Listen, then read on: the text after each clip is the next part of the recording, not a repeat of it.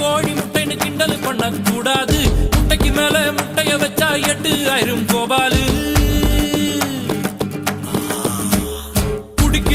குடிக்கிறான்னு கேவலப்படுத்த கூடாது. 500 அடிக்கும் அவுட் ஆகல தெண்டுல்கர் தான் நம்மாளு. காஞ்சிபுரம் பட்டுடா, பழனி மலை மொட்டடா, பாண்டிச்சேரி மில்லிடா, நம்ம மதுரையில மல்லிடா. கோயிலுக்கு நடந்து விட்ட கால இந்த சாமிடா, கோபம் உண்ணு வந்து புட்டா கூட்டத்தோட காலிடா.